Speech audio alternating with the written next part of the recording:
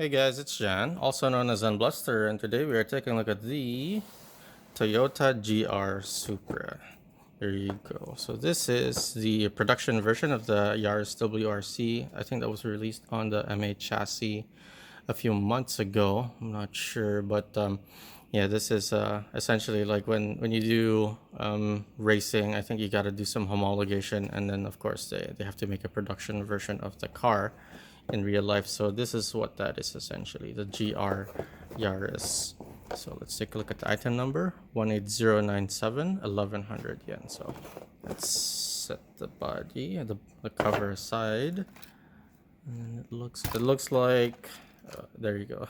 It looks like the front had already come off the sprue. It's same as the body. Anyway, so all right, the front, I think, yeah, there you go, separate piece. And then this is the sprue. Looks like there's three pieces to the body. Let's set that aside. It looks like to be the hatchback essentially. And then right here, the body right there, white ABS, it looks like, as far as I can tell. Yep, ABS. And then right here, it looks like it has a different texture on the roof. Huh, that's pretty interesting. And then let's look over here. It's got a pretty interesting body lock, so it kind of makes sense on that type of body because there's so much overhang right there, so it's kind of hard to reach. So it makes sense that they have to make something that's a little bit elongated for us to be able to get to that body latch. So that's actually pretty good that they do that specifically for stuff like this. So let's look at the rest of the kit. All right, here we have the plain plastic wheels. Looks like, yep, black plain plastic wheels right there, fin type. These are pretty cool. Not bad for absorption, impact, stuff like that. And then what is this? Looks like a slightly different color VZ chassis, so I like that much better than the hold on, let's look at the camera to focus again. The what do you call it, the black one. This is pretty interesting. I like that it's gray. That's pretty cool, and it still has that bit of a flex right there as well too. So another interesting color that they added. So I mean, I think this is the first kit that has the gray, so this is pretty good for us. So all right, some more variation at least that we can have. And let's look at the tires. Yeah, those are just the regular slick tires, so nothing crazy from that one. Let's look at the hardware real quick. 3.5 to 1 gears, pink crown, the black pinion. Let's see, what motor is that?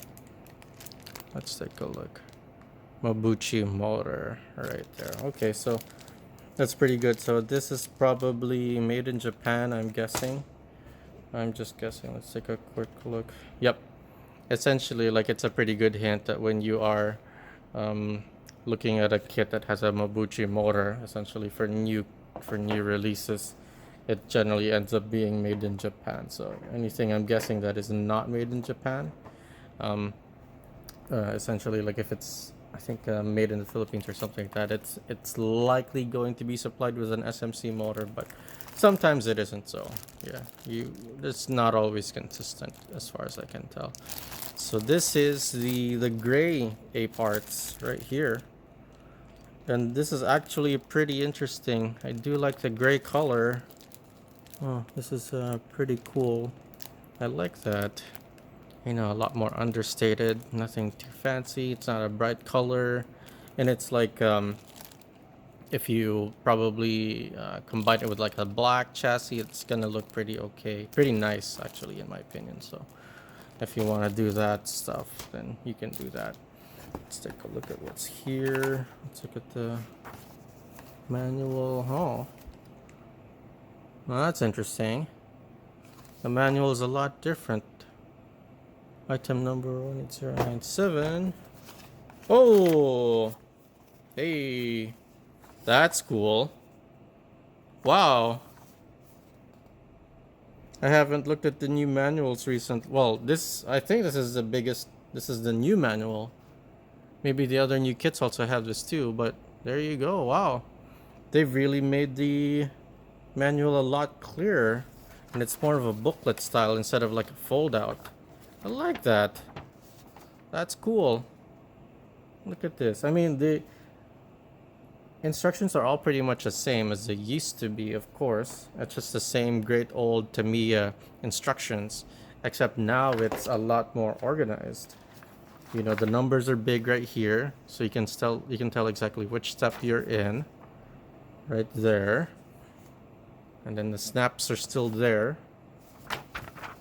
Let's look at the back, right there.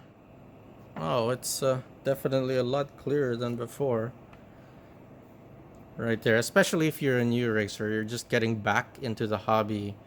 This is pretty good. So yeah, definitely something that's pretty cool. So yeah, I mean, this marks a pretty good change for Tamiya whenever they do like a change like this. It's not, you know, it's not without money that it costs for them to be able to do stuff like this. So them doing something like this, like a change in the way that they are making the manuals, is gonna be a good thing, at least for us as consumers, and of course for racers as well. So there you go. Let's set this aside, and then let's look at the stickers. It's gonna be a pretty big sticker sheet. Yep. Generally, that's what it's gonna be like whenever you're doing like a production car, because there's so much room for you to be able to put stickers on. So you have the roof. I don't know if that's a carbon fiber roof. You got the bluish, what do you call it, hood, what do you call the windshield, essentially, and the glass on the sides as well. And that's it, nothing too crazy. You see the Yaris branding, and then you got some additional numbering if you want to do that. You know, you can put that on the doors or on the hood or something like that. So this is pretty cool.